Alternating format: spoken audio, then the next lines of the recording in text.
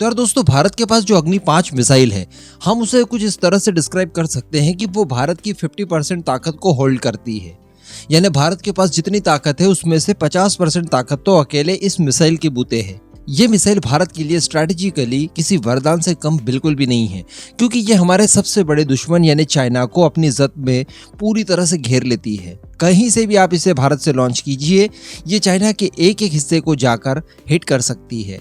ये बड़ी बात है और ये हमें वो ताकत देती है जिसके बूते चाइना भारत की तरफ देखने से पहले भी कई बार सोचता है। यानी भारत और चाइना के बीच में वैसा सिनेरियो कभी नहीं हो सकता, कभी भी नहीं, जैसा कि रशिया और यूक्रेन के बीच में है। जिस तरह से रशिया बेफिक्र होकर यूक्रेन के ऊपर लगातार अटैक किए जा रहा है, ऐसा चाइना भारत के ऊपर कभी नहीं कर सकता। ये कैपेबिलिटी हमें देती है अग्नि 5 मिसाइल। अभी हमारे लिए चूंकि ये इतनी ज्यादा महत्वपूर्ण है, तो डेफिनेटली हम लोग इसकी अवहेलना नहीं कर सकते और इसको लेकर लगातार एनहांसमेंट करने की कोशिश डीआरडीओ की तरफ से की जाती है।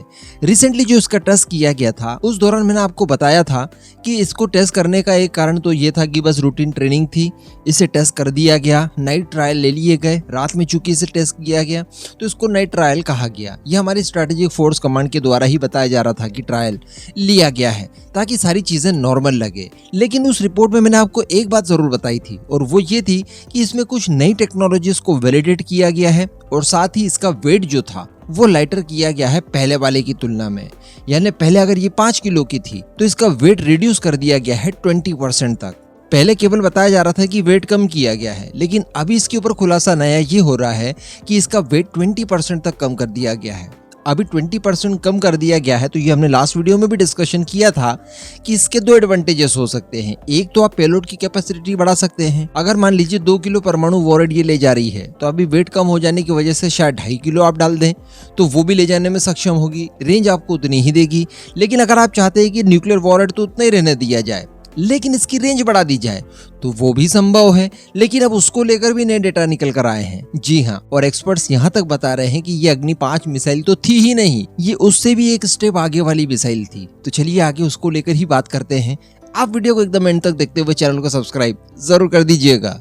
तो यार दोस्तों, सबसे पहले तो थोड़ा सा फ्लैशबैक में जाया जाए लगभग 2 सप्ताह पहले। तब इसको लेकर जब पहली बार नोट ऑफ वार्निंग जारी करवाई गई थी, तब मैंने आपसे कहा था वीडियो बनाकर कि या तो अग्नि 6 का परीक्षण होने जा रहा है या फिर K5 मिसाइल का परीक्षण होने जा रहा है। इसके पीछे का कारण ये था कि जो अग्नि 5 की मूल रेंज थी ओरिजिनली 5000 किलोमीटर, जो लास्ट टेस्ट के बाद जो कि अक्टूबर 2021 में हुआ था, उस समय प्रेस रिलीज जारी करके बताया गया था कि इसकी मैक्सिमम रेंज 5000 किलोमीटर है। उससे 400 किलोमीटर से ज्यादा का नोट ऑफ वार्निंग जारी करवाया गया, यानी कुल 5400 किलोमीटर का। तो कहने का मतलब यहाँ पर या तो आप नई मिसाइल को वैलिडेट कर रहे हैं या फिर पुरानी मिसाइल की ही रेंज अपग्रेड करके फिर उसका ट्रायल कर रहे हैं। इसके 2 मतलब हो जाते हैं।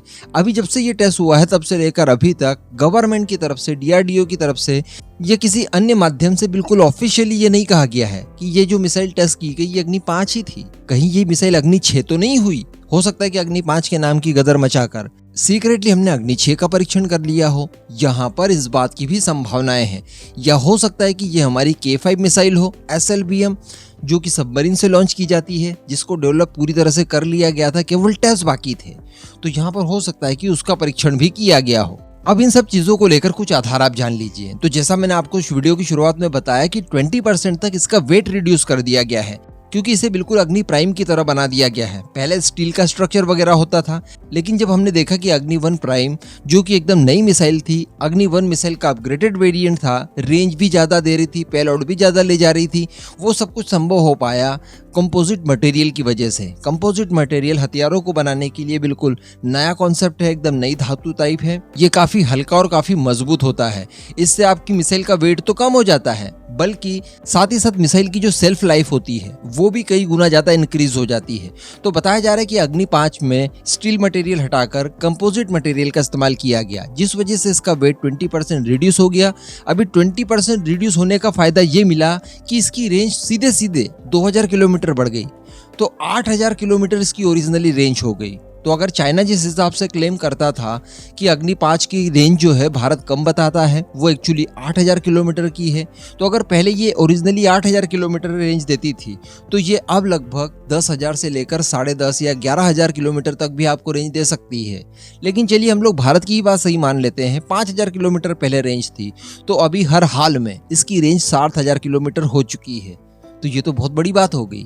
इसी के साथ साथ बताया जा रहा है कि इसमें कई सारी नई टेक्नोलॉजीज का वैलिडेट किया गया और ये टेक्नोलॉजीज बिल्कुल वही थी जो कि हमने अग्नि 6 के लिए तैयार की थी। तो अल्टीमेटली अग्नि 6 को टेस्ट करने का ये फॉर्मूला निकाला गया, हो सकता है कि ऐसा हुआ हो और वो सारी टेक्नोलॉजी अग्नि 5 में डालकर फिर इसका परीक्षण किया गया हो। तो ऐसा होता है तब भी हम लोग अग्नि 6 के बिल्कुल द्वार तक पहुंच चुके हैं। अच्छा, इसके पीछे एक और लॉजिक हम लोग देख सकते हैं। भाई Bharat America, France, Britain, Russia या फिर चाइना नहीं है। ये जो स्थायी सदस्य हैं यूएनएससी के, इनका मन जब भी आता है, जब भी इनका मूड होता है, ये लोग कोई भारी भरकम रेंज वाली मिसाइल परीक्षण कर लेते हैं बड़ी आसानी से। लेकिन जब इन 5 देशों के अलावा कोई छठवां देश परीक्षण करता है किसी मिसाइल का, तो ये लोग बिलबिलाने लगते हैं। नोटिस किया है ना आपने, कोई भी हो, फिर नॉर्थ कोरिया हो, भारत हो, ईरान हो, इजराइल हो, ये लोग बिलबिलाने लगते हैं। भारत की स्पेशली बात की जाए तो भारत पाकिस्तान को लेकर यूएन में एक रेजुलेशन भी आया है 1172 जिसका नाम है। इस रेजुलेशन के आ जाने के बाद भारत और पाकिस्तान ज्यादा रेंज तक न्यूक्लियर वॉरेट डिलीवर करने वाली मिसाइलें नहीं तैयार कर सकते, उनकी परीक्षण नहीं कर सकते।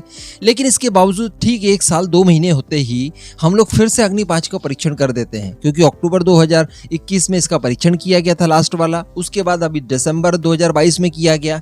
यानी 1 साल 2 महीने बराबर हुए नहीं है और हम लोगों ने इसका एक बार फिर से परीक्षण कर दिया। तो इतनी अनिवार्यता क्या थी? अनिवार्यता यही थी कि इसके लाइटर वेरिएंट का परीक्षण करना था, साथ ही इसमें अग्नि 6 की टेक्नोलॉजीज को वैलिडेट करना था। ये मोटिव हो सकता है यहाँ पर। तो कहने का मतलब इन शॉर्ट आप ये मान लीजिए कि अग्नि 6 हमारी पूरी तरह से तैयार हो चुकी है। उससे जब चाहे तब हम लोग बनाकर कंप्लीट कर सकते हैं और दुश्मनों के ऊपर टारगेट कर सकते हैं। इस पूरे मुद्दे पर दोस्तों अब आपका क्या मानना है, नीचे कमेंट करके जरूर बताइएगा।